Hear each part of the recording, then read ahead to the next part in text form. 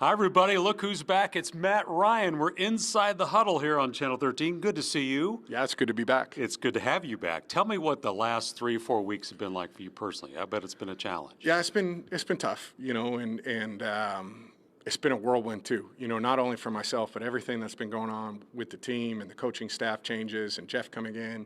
It's just been a whirlwind. And the one thing I've learned in 14 and a half, 15 years of playing is you can't make any assumptions. You never know how a season's going to shake out, and this has certainly put that to the test. But happy to be back playing, and certainly happy to get the win last weekend. Did you have any self-doubt that, hey, maybe my career's winding down since they benched you and said you weren't going to play at all again? And here we are. Yeah. I think that's natural. Yeah. I think everybody, given that situation, you have periods where you just don't know how things are going to shake out. And that lack of clarity, to me, has always been the hardest thing to deal with.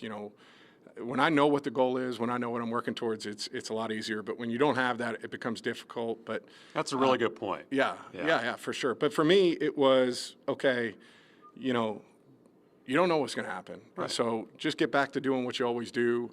Try and be upbeat and positive as best you can, and go to work.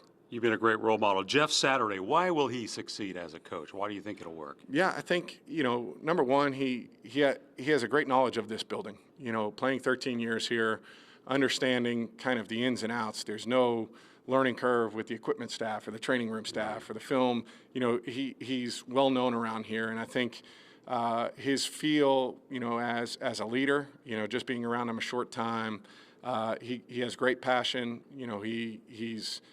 He's got a good feel with players too. I think having been a former player, understanding what it looks like winning at the highest level, the accountability that you need, I think those are the things that are going to help him be successful. Beating the Raiders, what did that do for this building? Yeah, I think it was big. Great win. Yeah, it was a really good win given the circumstances and how everything was shaken out. I thought that was a really good win. I think it just gives you that level of we can do this. Yeah. There's some level of we got to believe that we can do this, and I think getting that first one really helps. Now you got the Eagles coming to town. Oh boy, they're going to be angry after what happened to them the other night.